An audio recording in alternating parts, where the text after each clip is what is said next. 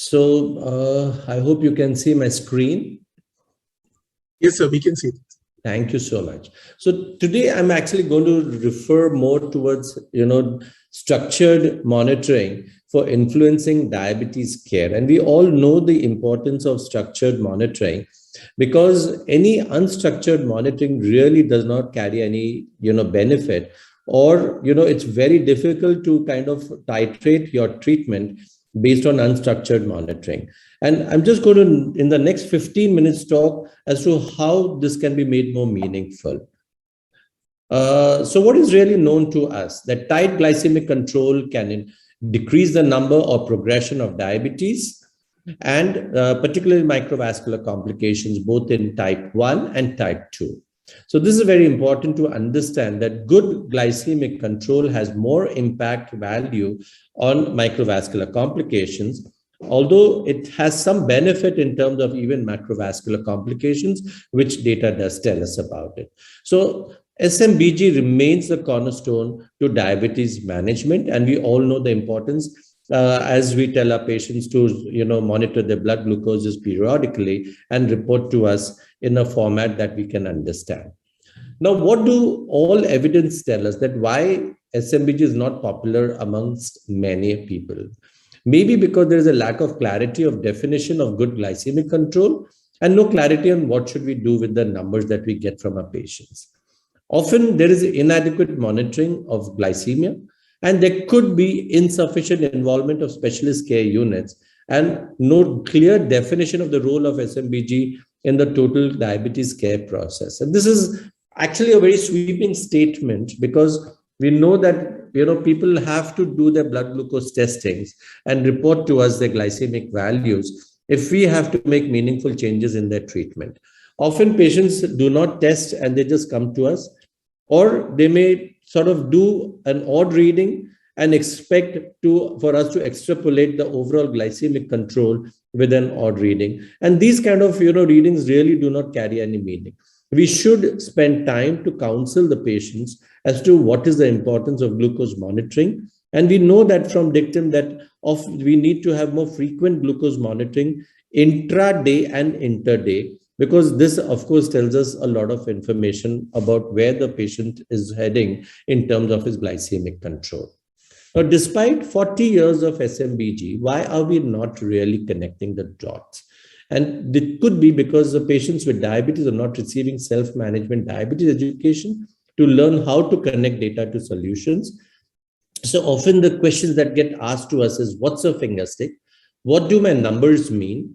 What do I do with them? What do I check? And what am I really aiming for? And insufficient knowledge on simplifying SMBG by adopting technology has evolved recently. Now, these are very meaningful questions. I mean, because we do tell our patients, go and monitor your blood glucoses, but we don't really sit down and explain how to go about it. That's one. There could be errors because of the way a patient tests their blood glucoses. Then we don't tell them that how are they supposed to document their blood sugars in a correct manner. Third thing is, we often don't tell them that how frequently they need to test their sugars, so that we can connect the dots for them and tell them that this is what we are really looking for. Is there a glycemic variability? Are there asymptomatic hypoglycemias? Could there be sort of, periods of hyperglycemia that we are not aware about it? So we need to do frequent glucose monitorings, and we need to tell them why are we doing it, because no patient would really follow your advice unless they're told the importance of that advice and how are they going to go about it. So it boils down to the fact that we have to spend time with the patient. We need to have our teams educate them, and we need to adopt a structured writing patterns so that they can fill in the blood glucose, and we can then connect the dots, and they too can connect the dots from one glucose to the other. Now, making the SMBG structure more meaningful is because we can modify the behavior. And this is what I've been telling for the last couple of minutes. And if you see on the right side, the cartoon, on the left side of the cartoon, you can see very disorganized figures. But the same thing, when you put it in a very structured manner, looks more meaningful. So you have all the squares, the triangles, and the circles together, which then gives you a pattern to really follow. So similarly, if you just have random numbers thrown to you and you don't have whether they are pre-prandial, post-prandial, whether they are nocturnal, whether they're early morning, they would really mean very little to us in terms of changes in our treatment, or for them in terms of behavioral patterns. And very often, if you're not testing them frequently, you may miss out a postprandial hyperglycemia or a nocturnal hypoglycemia. So it helps us to counsel the patient for self-adjustments of their therapy, and also to tell them that when should they seek medical assistance. So by definition, structured SMBG occurs when clinician and the patient both express the willingness and are motivated to perform the entire process, possess knowledge to interpret the glucose levels correctly, understand the pattern, and take appropriate actions towards achieving a good glycemic control. And all of this really has a very meaning to it, as we'll understand in the next couple of slides. So structured intervention means a structured testing. Then you do a pattern analysis. And then, of course, once you understand the pattern analysis, you need to decide the response as per the protocol. And this is what is very important to understand, because just having tests done and they're writing it down and you don't make an interpretation of it is really a waste of the entire exercise. And when you tell them, you can give them the similar charts where you can tell them, okay, you can do on once a week pre and post meals. So I often tell my patients do pre and post breakfast, pre and post lunch, pre and post dinner, and a bedtime, just once a week or once in fortnight or once a month, depending on how stable the control is or whether the patient has any other problem or comorbidities that we are really looking at.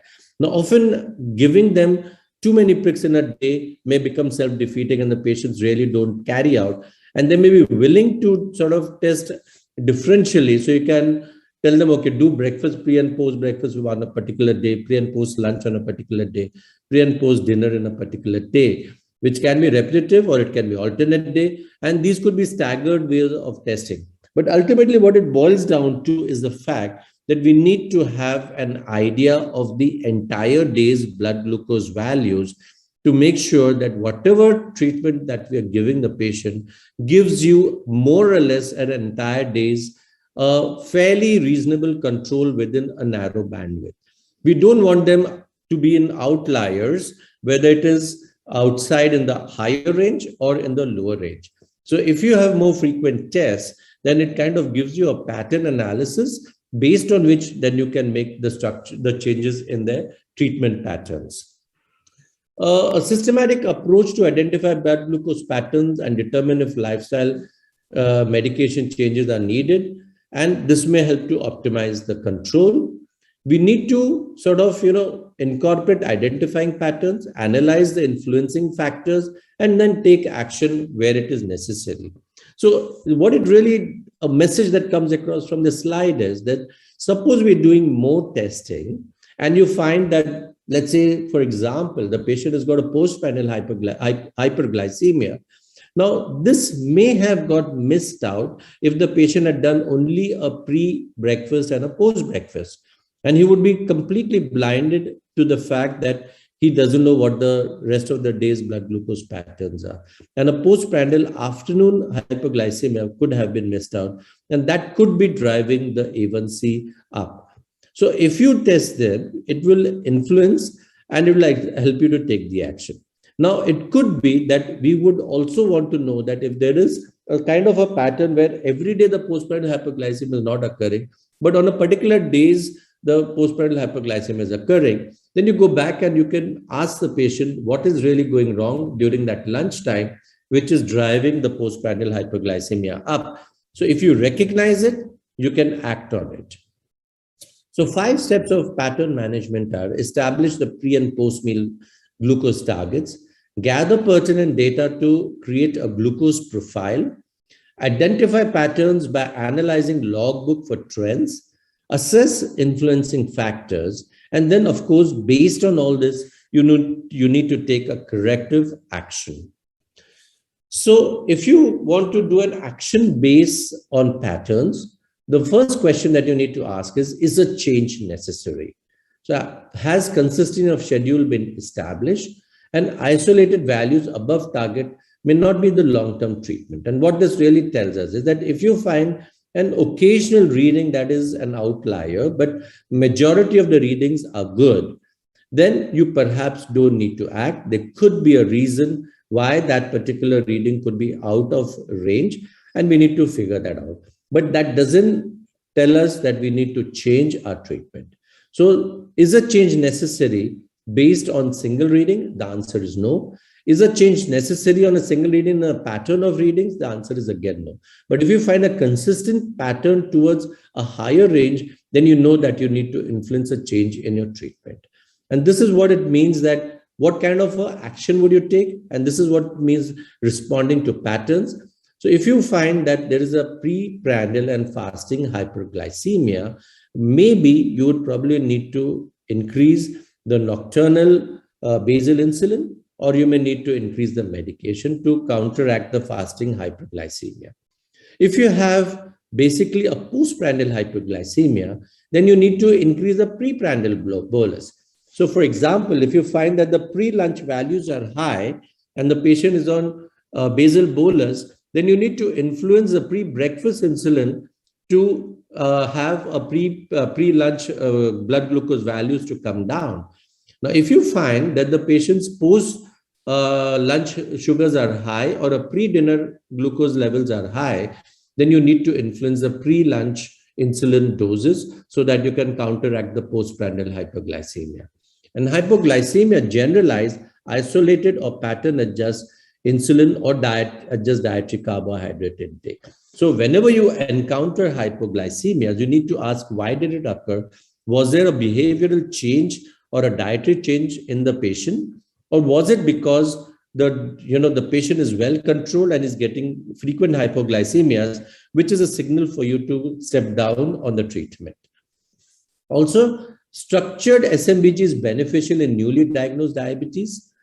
Structured SMBG improves glycemic control in poorly controlled non-insulin therapies used for type 2 diabetes management. Structured SMBG improves postprandial glucose management. Structured SMBG is associated with reduced cardiovascular risk because of good glycemic control. And structured SMBG improves glycemic control in poorly controlled insulin-treated patients. So these are some of the meaningful differences that we see from structured versus unstructured SMBG. And this is what really means why the necessity for a structured SMBGs. So choosing the glucometer is very important. And we know that there is a sort of a deviation plus or minus from the reference value of glucometer readings. And very often when patients come to us and we sort of, look at the readings of the SMBGs and we look at the lab readings, and you find a significant amount of variation. Now, a variation of plus or minus 15 milligram percent or 15% is kind of from the reference value is acceptable. Now, if you look on the right side, the grid, and what it really tells us is, if you look at the patients in zone A, it does mean that there is no effect required on clinical action. If you look at the patients who are little outside that in zone B, then you alter the clinical action, but it may have little or no effect on the clinical outcome. Because these zone patients who are in A and B are fairly well-controlled patients. But patients who are in zone C, D, and E are patients who are uncontrolled. And that's where you need to really take effective action, because it may affect the clinical action, that it may sort of have an influence on the clinical outcome or the medical risk. So if the patient is towards the upward on the left side, there could be that the patients are entering into a hypoglycemia zone.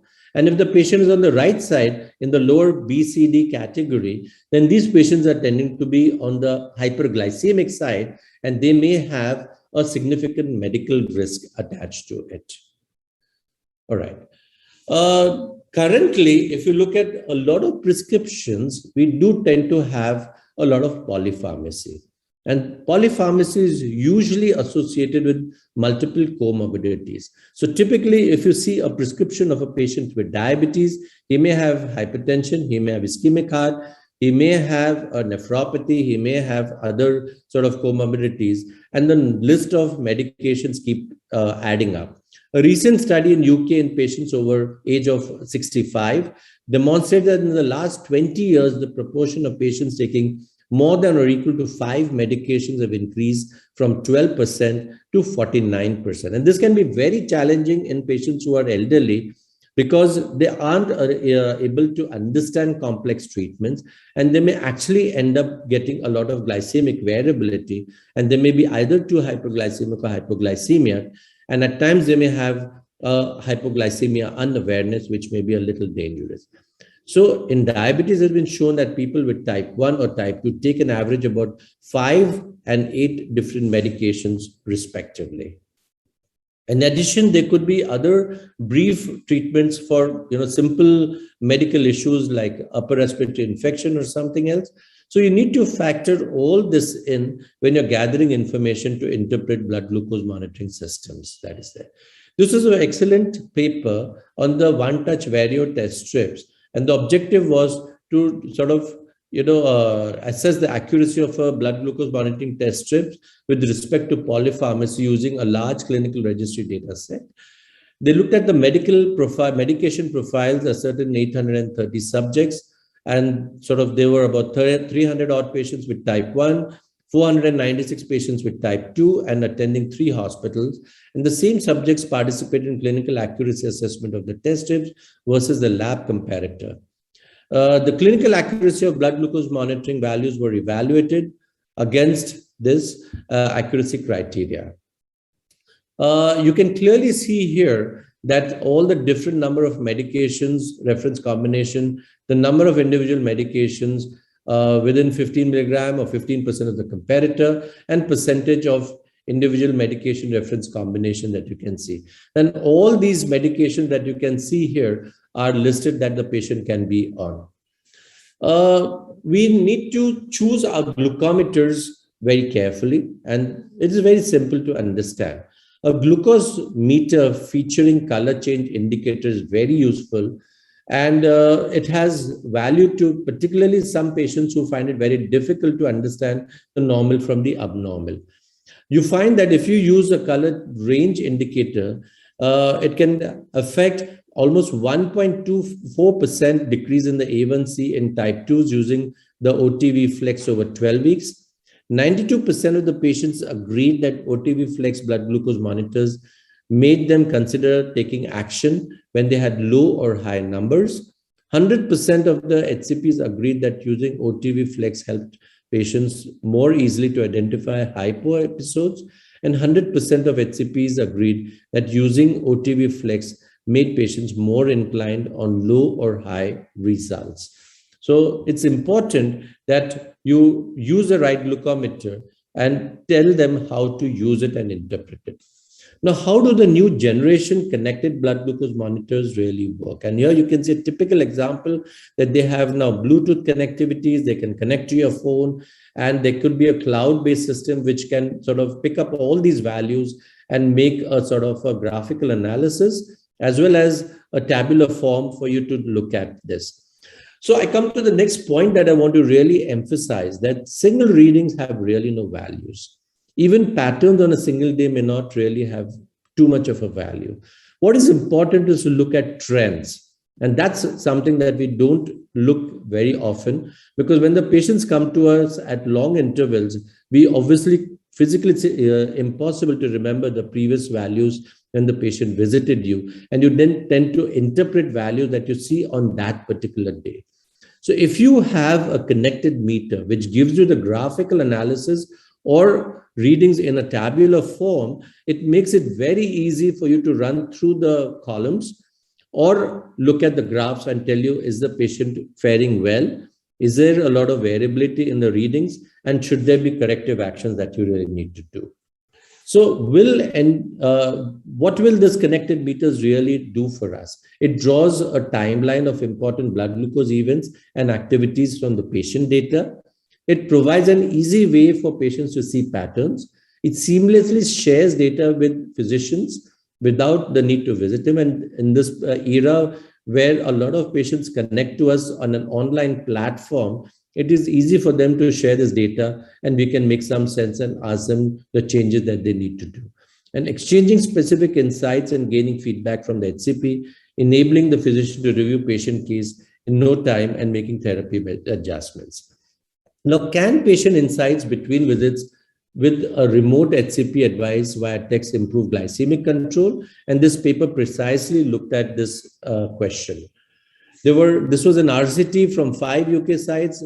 They enrolled 128 subjects. 79 of them were type 1, 49 type 2, and the baseline A1C was 8.9%. The subjects switched from current blood glucose monitor to either VeroFlux or the VeroFlux plus OTR app for 24 weeks. And the SMS sent by the HCP every 2 weeks after review of 14-day OTR app reports was looked at. All subjects asked to reflect upon the CRI alone or CRI with OTR app for insights and the decision making. What it did show was that the A1C reduced by 0.54% using the OTV Flex blood glucose monitoring, and almost to the tune of 1.05% reduction using the OTV Flex plus OTR app, receiving more than or equal to 10 texts from the HCV. So, when you have a meter that connects you to the cloud and gives you patterns, you get a much higher lowering of the A1C versus just testing them on your glucometers. So I'm going to end up now to tell you some tips for meaningful SMBG teaching. Use simple and specific steps at the patient's level of comprehension. Be sure the patient can demonstrate the steps for SMBG. Give your patient written recommendations for frequency and times of testing and desired results. Observe SMBG procedure at follow-up visits. Ask the patient to assess the relationship of SMBG with exercise, food, medications, and stress. Specify which SMBG values are most problematic and discuss solutions with the patient, and acknowledge the patient for goals achieved with the SMBG. They like rewards and they like to be complimented on the effort they make to write down the SMBG. So make sure that you appreciate the hard work that they do to do this and fill in the charts. So SMBG is a tool, not an intervention. Teach patients to monitor with a meaning, not an unstructured manner to write down the values, which may mean meaningless to you and no action can be taken on it. I'll end my talk here. Thank you very much for your patient listening. And I suppose there will be a question and answer session at a later point of time. Thank you so much. Over to you, Alok. Thank you, sir. Dr. Manoj. Thank you, Dr. Sanjay, for providing us such a deep insight in a topic which still requires a lot of clarity for most of us, despite using this technology for such a long time. And especially what the final statement, monitoring with meaning. I think that is something that we need to follow in our patient management.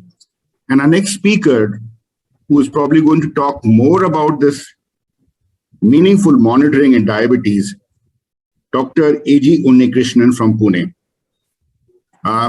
May I have the slide, introductory slide of Dr. Unnikrishnan? Dr. Unnikrishnan does not require much of introduction, but as a protocol, I would like to just remind you that he is an endocrinologist and CEO of Chelaram Diabetes Institute, Pune, a leading diabetes institution in India. He is MD DM Endocrinology, a DNB, and MNAMS. He heads clinical care, research, education, and also oversees a philanthropic rural diabetes care program at the institute. He has published the largest multi-center study of subjects with pancreatitis and pancreatic diabetes worldwide, in addition to his many other publications. He is also the former editor-in-chief and founder editor of the Journal of Thyroid Research and Practice. He is executive editor of Indian Journal of Endocrinology and Metabolism, has more than 190 indexed publications. He has received the Subhash Mukherjee Oration Award of the Endocrine Society of India and the Srivastava Award of RSDI for his contribution to diabetes in India. He has also received the Jacob Memorial Prize for the Best Patient Care awarded by Christian Medical College, Vellore. He has received the Fellowship Award of the RSSDI in 2017, the Dr. Sam G.P. Moses Oration Award by the Diabetes Association of India in 2018, and very recently he has received the Diabetes Excellence Award at Digital Diabetes Summit at Hyderabad 2019. Dr. A.G. Unnikrishnan an excellent speaker, and I think he'll be giving a very elaborate talk on a meaningful monitoring in diabetes care. I welcome Dr. Unnikrishnan. Dr. Unnikrishnan, kindly take over the virtual platform, please. Thank you. Thank you, Dr. Manoj Kumar Srivastava, and as well as Dr. Alok Modi. I enjoyed listening to Dr. Sanjay Agarwal, as well as all the previous speakers.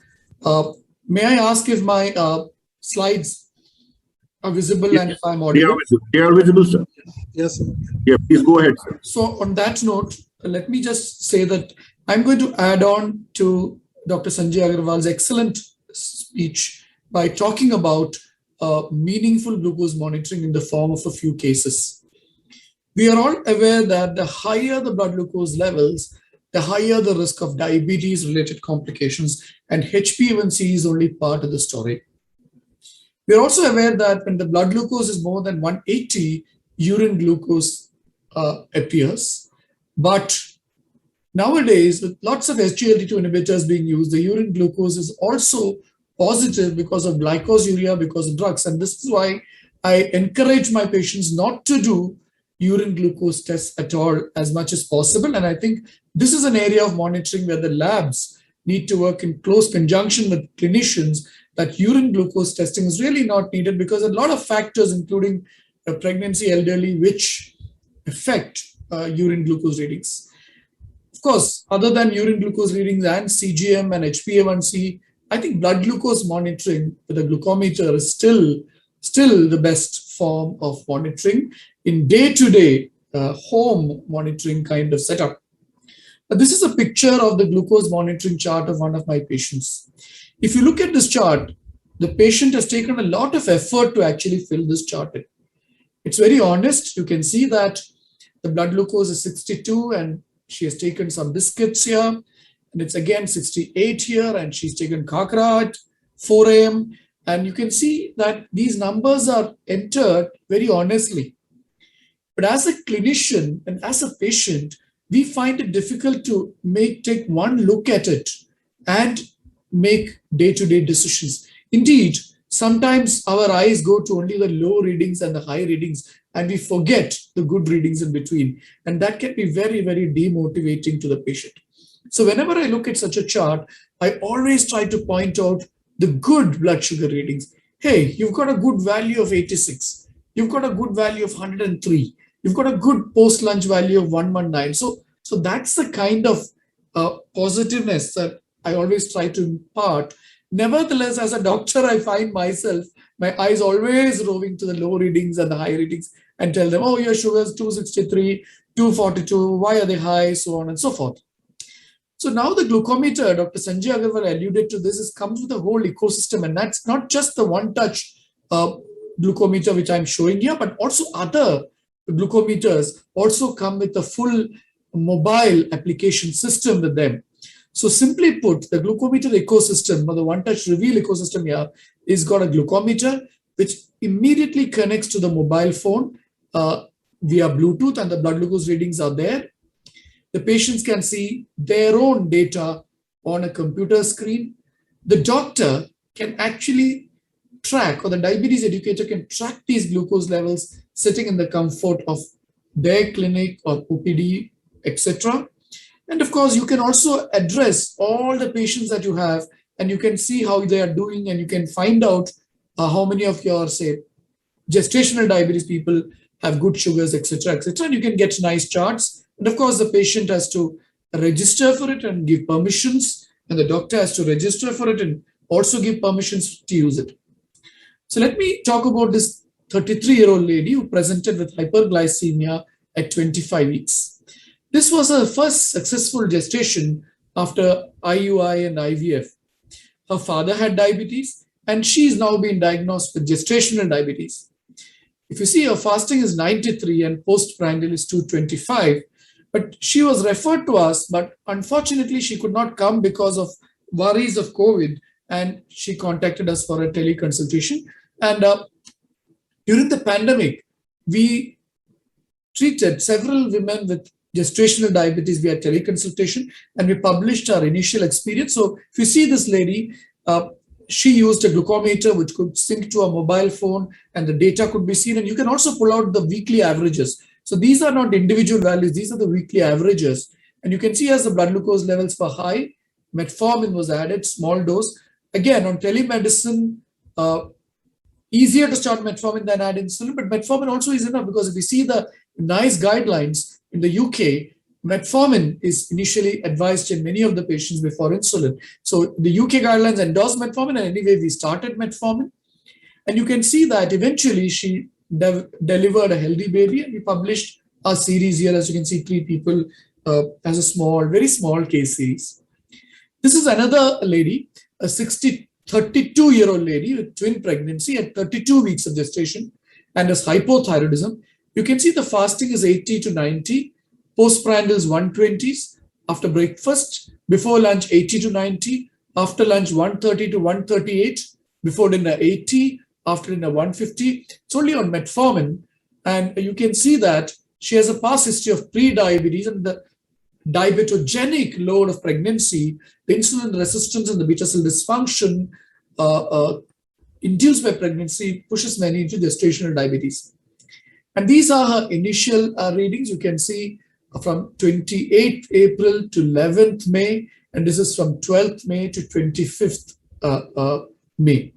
You can see the average glucose has come down. The variability has come down a little bit.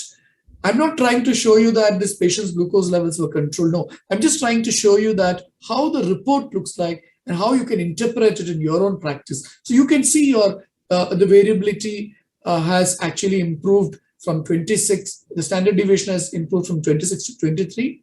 You'll also know that the patient has taken 27 blood glucose readings in the previous fortnight, but this fortnight she has taken 28, so reasonably good number of readings.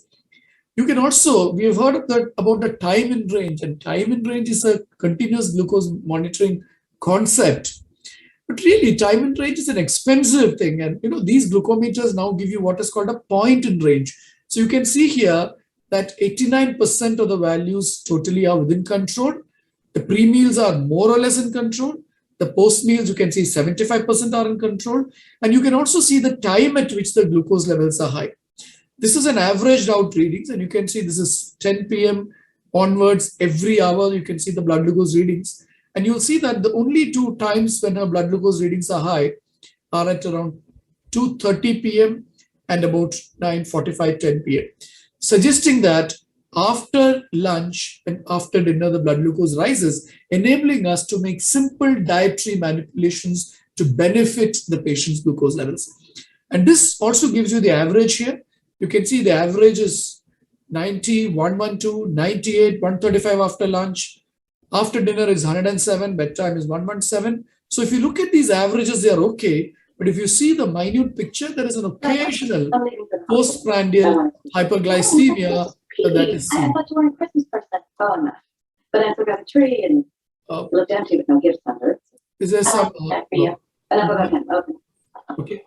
There's, may I speak? Okay. Oh, it's gorgeous. Decoration inspired. So let me go on. And one of the problems with technology, not just glucometer technology, CGM also, everybody talks about CGM and time in range, but there are some problems with CGM, and we have to, we have to use CGM very selectively. Number one, CGM is expensive. You require training to install the CGM and also interpret it. Some of the real-time devices can be imperfect. They can be device. Some of the, especially some of the real-time CGMs which connect to the mobile phones, etc., can give lots of alarms, and this alarm can give fatigue to people, inconvenient sometimes. And also, we become very, very glucose-centric with all these CGMs and glucometers. These are some of the problems with digital overload in diabetology that we have to overcome. No, the glucose centricity, it's not just about glucose. Type 2 diabetes is about dyslipidemia management, hypertension, and weight management. And before we talk about technology, we also must talk about some of the limitations of technology. So let me go on to discuss another case before I conclude. Now, this is another lady who is on a basal bolus regimen. You can see on detimir and bolus insulins. And this is She used a glucometer monitoring 6 times a day. I think she was pregnant and she used a glucometer monitoring 6 times a day. And what you will find is that there are plenty of readings, but how do you make sense of this reading? If you see the y-axis, she's on basal, bolus, insulin, and metformin. If you see the y-axis, it gives you the glucose levels. Because it's pregnancy, we have kept a range of 80 to 140 as a normal glucose range, or 70 to 140 as a normal glucose range. And you can see here that this is a lower limit, set at about 60 or 70. This is the upper limit. This is each day. So 6th of September, 7th of September, 8th of September, 9th of September, 10, 11, etc. If you look at this upper panel, what you will immediately find is that this tells you what has been happening every day. But it does not tell you what time the blood glucose levels are high. But in the panel below, it gives you what time the blood glucose levels are high. So here you have the time of the day and the glucose levels. And you can see the cluster of high readings. So here you can see the readings are all scattered. May not be able to make out. You can see the cluster here, 2 little clusters. One is again at about 10 a.m. and one is again at about 10 p.m. If you were to look at this very carefully, you can see the blood glucose levels have been fairly okay, but suddenly there has been a rise. So this lady actually developed a bronchial asthma episode and a respiratory infection. And you can see that caused the high blood glucose readings in between. A cluster of high readings, and monitoring was also intensified that time. And you can see it is mainly post-breakfast and post-dinner that's high. So the prandial insulin component of this patient, especially the post-breakfast dose and the dinner dose, was increased. And that you can see that was targeted, and that resulted in, now you can see that by 19th of September, the blood glucose readings has improved. So going back to this lady, what you will see is that you can see the high readings happening. You can see that's because of post-meal sugars, and the correction has resulted in an improvement in blood glucose levels. So therefore, friends, I began by talking about the relationship between HbA1c and diabetes complications. I talked about the lack of relevance of urinary glucose readings in the light of today's SGLT2 use, because SGLT2 inhibitors are associated with lots of glycosuria. And I think urine glucose testing has really no role in clinical practice today. I then talked to you about the limitations of HbA1c and CGM. HbA1c has some fallacies. It is more reflective of hyperglycemia. HbA1c does not reflect hypoglycemia. And HbA1c is a 3-monthly index, but it is weighted towards the immediately past 1 month rather than the previous 2 months. If you look at CGM, CGM is a wonderful tool, but it's expensive, requires training for deployment as an analysis. And CGM, more importantly, is a risk of making us very, very glucose-centric.